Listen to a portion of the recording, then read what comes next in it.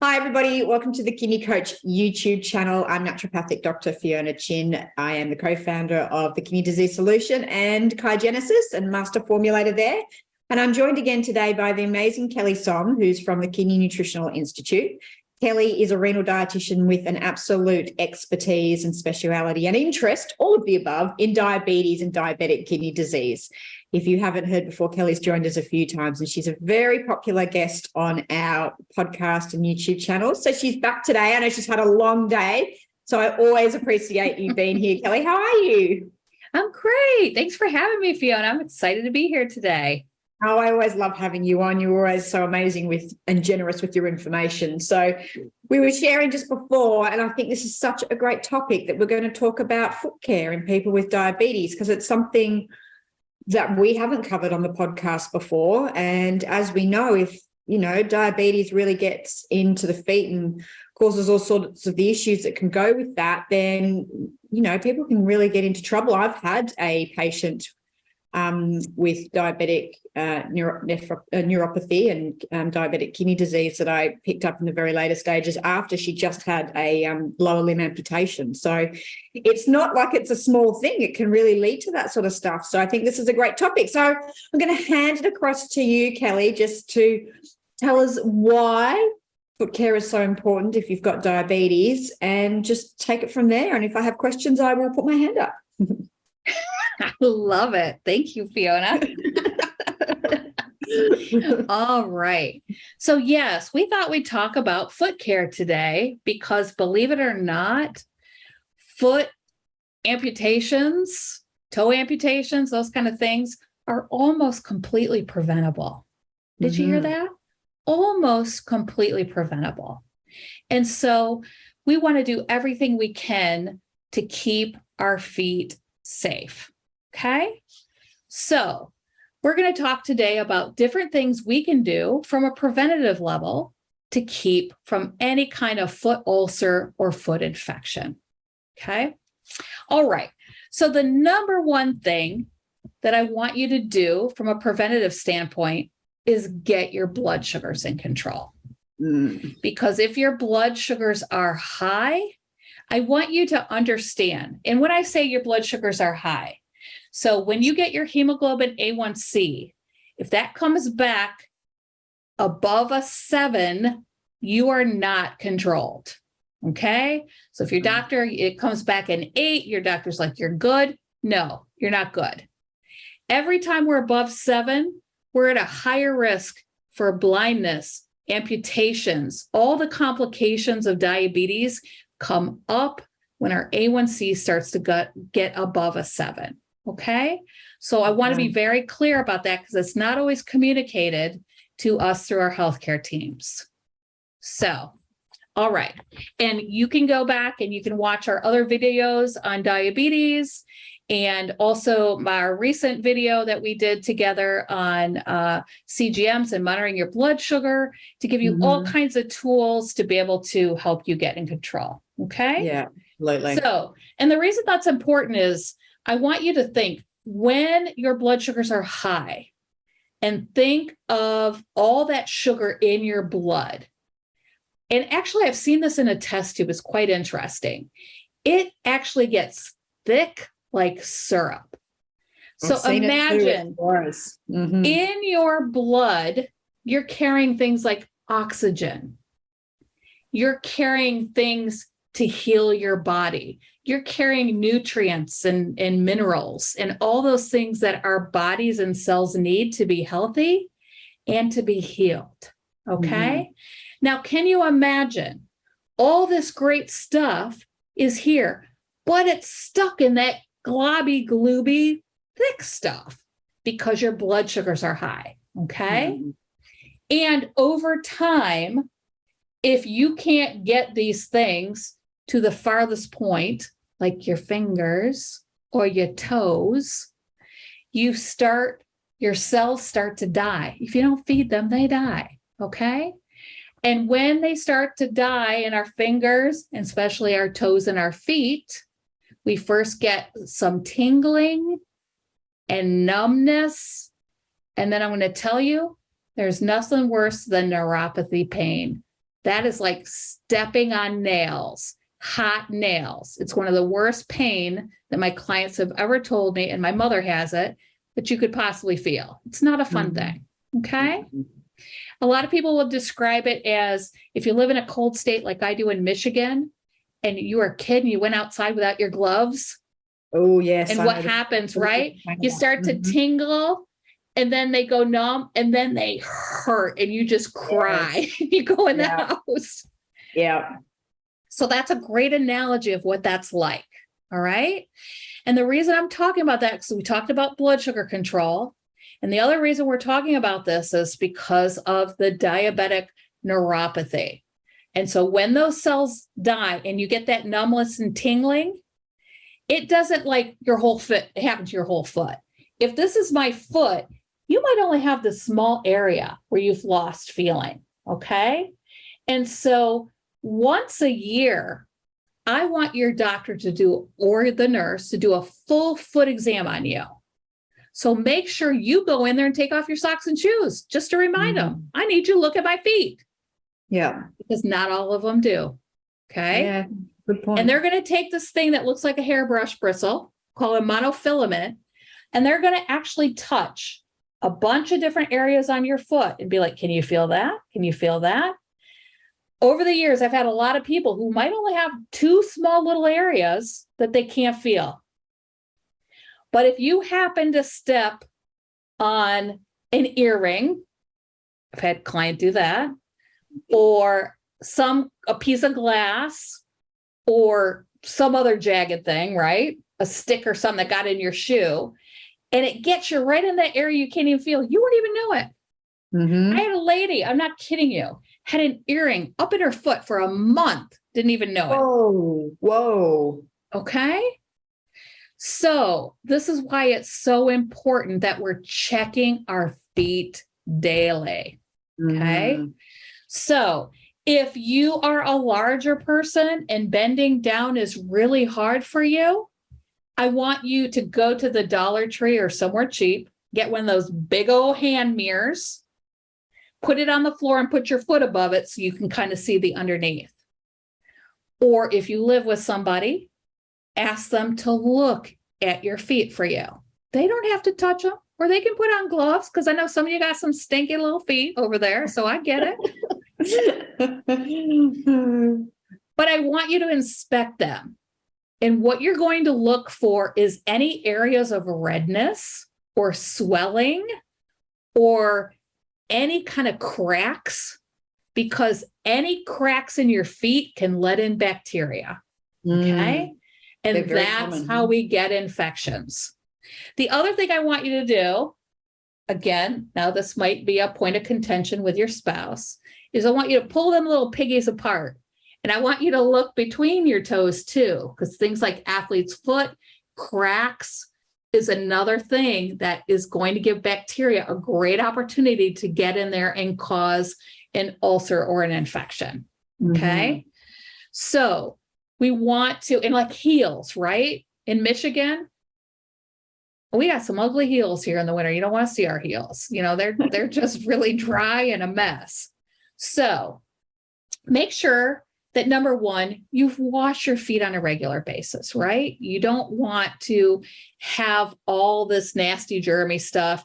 If you are, a construction guy or girl, or you're a farmer and you're out in all the muck and all the stuff, you don't know what you're coming in contact with.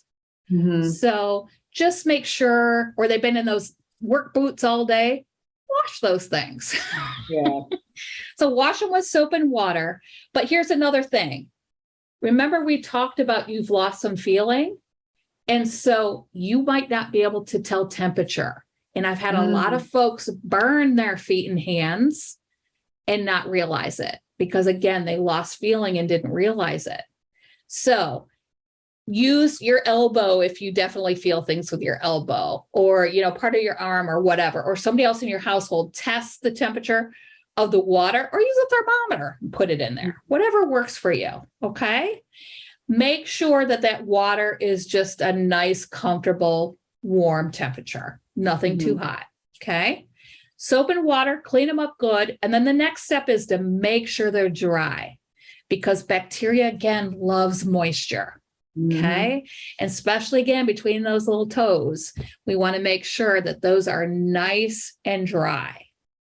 And then I want you to get some good lotion, and I want you to lotion up your feet, but not between the toes. Okay. Because that's a dark, moist place. So just get those heels good, especially those dry outer edges of the feet, and make sure they're nice and moisturized. Okay.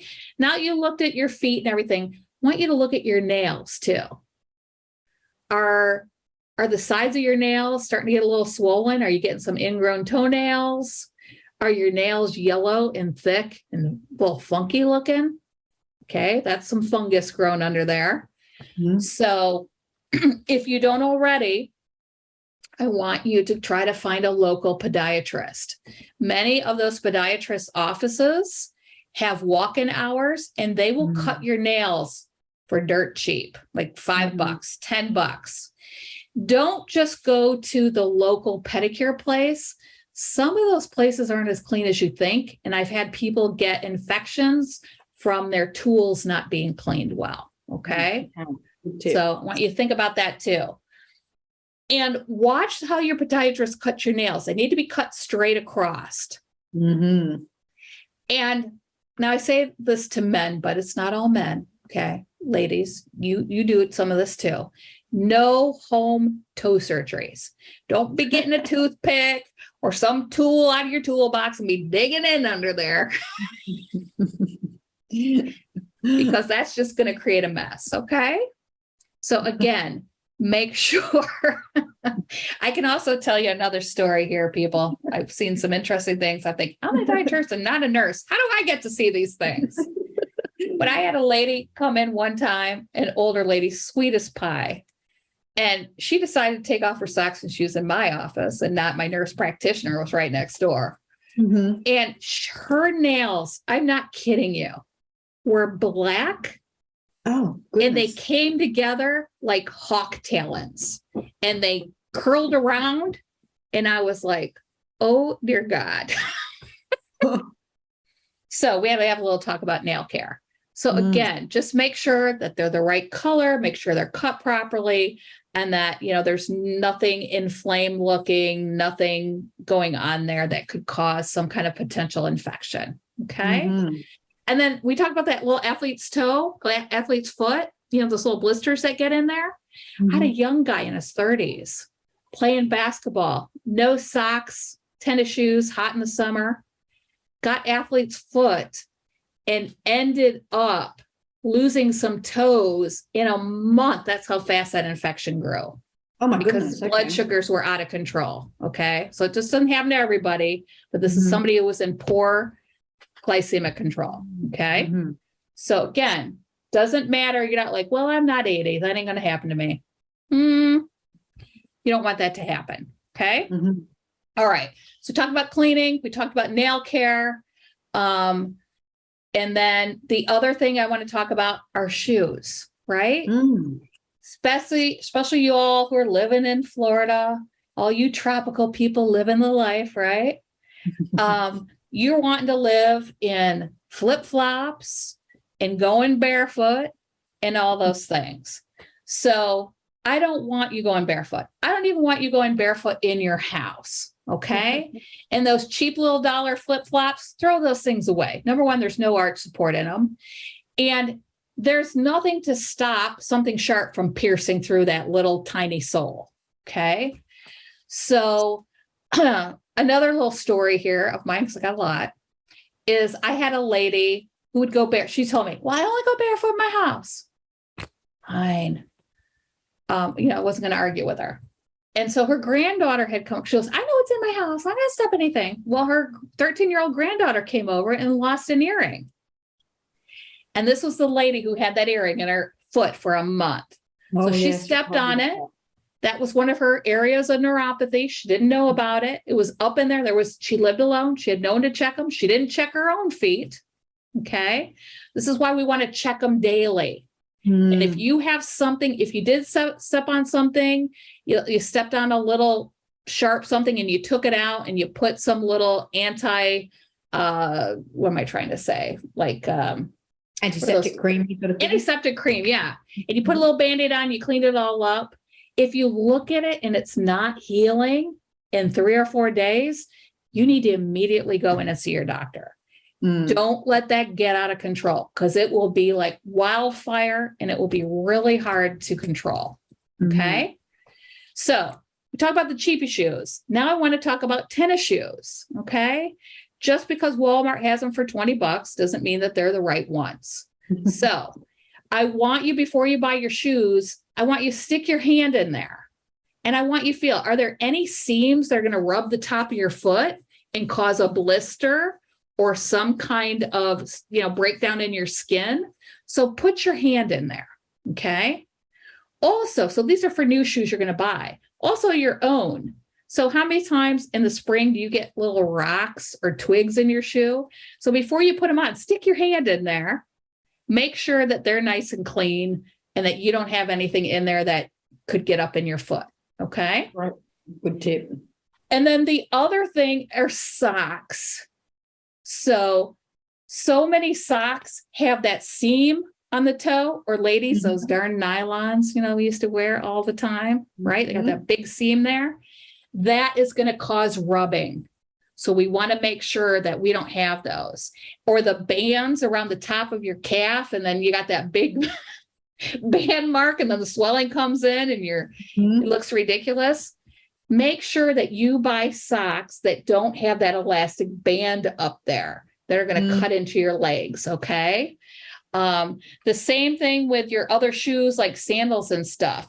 Don't get these straps that are cutting off your toes. Don't be shoving your foot into, what are those called? Pumps that we used to wear back in the 80s, and then you got little bunions because your toes are all like this, but you want to look cute. So proper footwear is really, really important, even in your house. Okay. So always make sure you have a protective sole. You have something that's supportive of your foot, that you won't slip, right? And check your socks, check everything, and just really take care of your feet.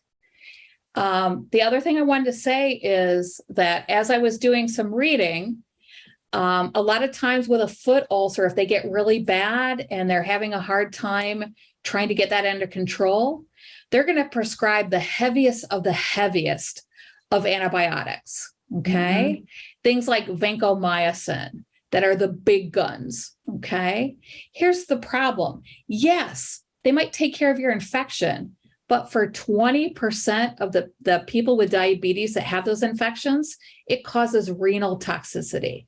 That means it actually damages your kidney. So the one thing that was going to keep you from losing your foot is now damaged your kidneys.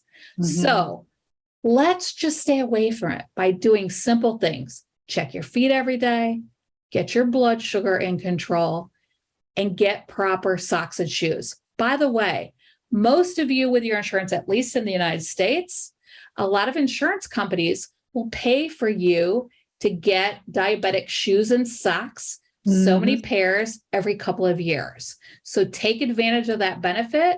And they're way cuter than they used to be. They don't look like little nun shoes anymore. They actually have cute tennis shoes. So take advantage. That's a great thing. And take good care of your tootsies. Yeah, really good point. And so obviously having your blood sugar under control first, what sort of percentage of people with diabetes will go on and potentially get peripheral neuropathy and then maybe have an amputation or a loss of limb or something like that? Or am I, I'm just wondering, I feel like it's more common than people are told. It's one of the major complications of diabetes, right? Yes. I don't know the specific numbers, but I could look it probably up real quick here. I'm curious about how, it's one of those things that a lot of people with diabetes may or may not know, but definitely people without diabetes often don't know about the serious side effects of uncontrolled blood sugar levels, like blindness and peripheral neuropathy, and the potential of gangrene and increased infections because, obviously bugs and things like that love sugar. So they're going to it's just a serial breeding. So, diabetes, I feel like unless you know it, people don't know the seriousness of why blood sugar needs to be under control. I've got a patient at the moment who controls hers excellently, but in her 20s, she's type 1, never did, out drinking, and now she's got kidney disease, is on dialysis, and a whole pile of other things that caught up with her later. And it was just 10 years of not looking after herself in her 20s, even though she did during her 30s, didn't matter. That really all just caught up with her. So I guess the point of me saying this, it really is something that you need to be on top of and controlling. Yes. So I have a couple of things I want to comment there, but before I do, I found some numbers here for you, Fiona. Thank you. This comes from the National Institutes of Health. Over half the people with diabetes will develop neuropathy. Wow. In their lifetime. So 1 in 2, and then all the complications that come with neuropathy. Yes. Now remember, neuropathy is only one risk factor. The other thing I didn't talk about is peripheral vascular disease. So you may have a family history of that, which again is going to mean slow blood flow right down to those areas where we're not going to get the things that we need. So it's the same kind of risk factors. And so again, and we have those together, that's a big problem. And there's one more thing I didn't say. For all my little smokers, you double the rate of amputation when we smoke on top of everything else. Yeah, that's such a good point, Kelly. I'm so glad you pointed that out, because of the vascular changes that happens to your micro blood vessels. You're absolutely right. Yeah.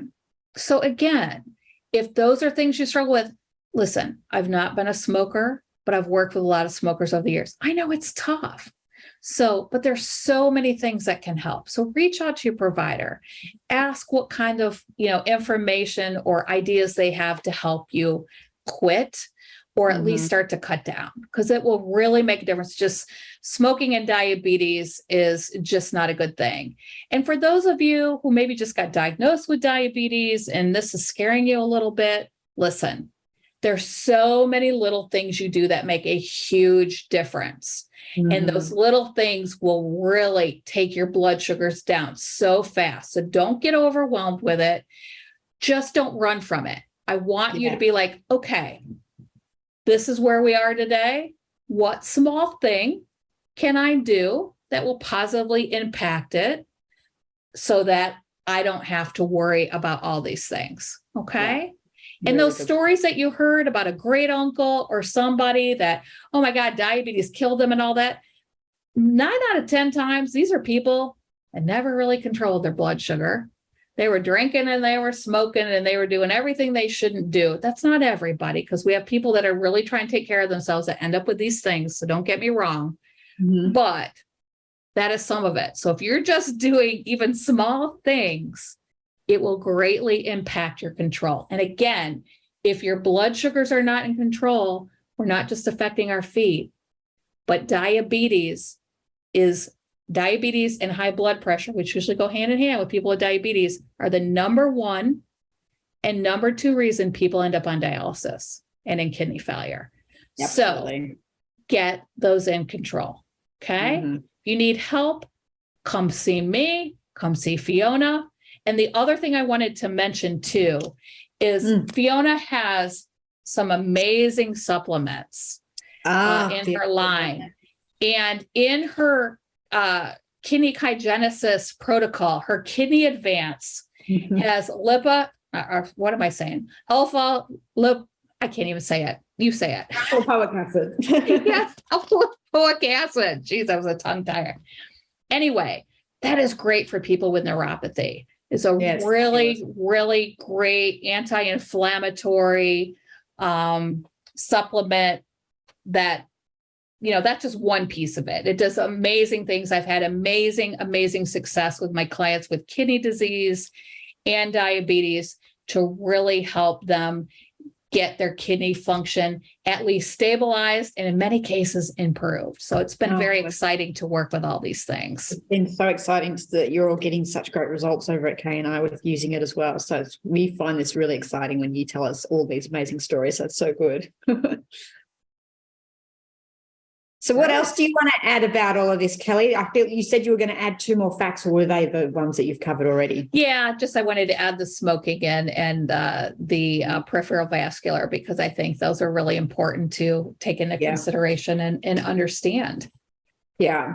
And like you said, the first and most important thing is just to get your blood sugars in control in the first place and get your HbA1c below 7. So I think that's a really good point. And if you didn't, or if you haven't watched it, Kelly joined me to talk about continuous glucose monitors, the machines that are doing 24-hour readings. And I've actually got friends that don't have diabetes doing them, and they have been blown away by what will and won't push up blood sugar levels. And then if you've got diabetes on top of that, you're going to be even more sensitive to these extremes of just, a friend of mine, Charlie, was saying just not sleeping properly, or, if his kid has got him up early, if the child has gotten sick, but he fights it off, it still pushes it up. If he's stressed, if he exercises, if he fasts or skips a meal, just, he's just the nuances, which you really covered in a lot of detail in that podcast, is really worthwhile going back and listening to.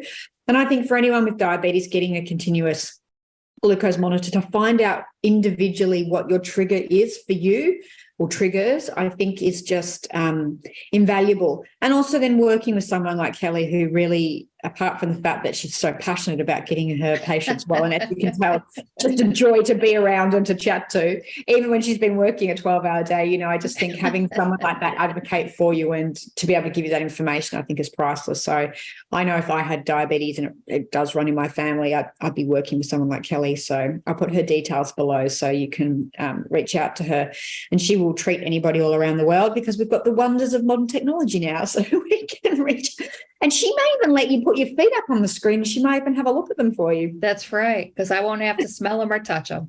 Exactly. Or you just need a good partner that does foot rubs at night. That's what my partner and I do. We have this thing at every night. We rub each feet. It's tootie time, and now we know that we're actually just also preventing any vascular changes to our feet. Yeah, exactly. Good things. All right, Kelly, well, I always appreciate your time and your knowledge and your passion and your care for your patients. It really is obvious to me, and it comes through. And in fact, we often get that in the comments just of how caring you are. So it's not just me that picks it up. So that's just a part of your essence. So again, I'll put Kelly's details below. She's at the Kidney Nutritional Institute. She's an absolute expert in diabetes and kidney-related disorders. So Kelly's the person you want to see with that. If you want to know more about what we do, head to www.kidneycoach.com. We're on Facebook, TikTok, and all the socials these days. It'll be whatever that is /kidneycoach. And make sure you hit subscribe. That means you'll get notified anytime we put up a new video. And if you're interested about any of the podcasts that we've done, if you go to the playlists and you go podcast with Kelly Csom, you will see all the podcasts that we've done with Kelly, and you can go back and listen to all things diabetes in there. She's an absolute resource, and we will have her back again, because I will harass her until she comes back on. That's how much we love her. Kelly, I'm going to let you end your very long day again. Thank you so much for being with me. Enjoy your evening. And to everybody listening, thank you for being part of our community. We really hope that you got a lot out of this. Look after those feet. Everyone. Have a great day. Bye.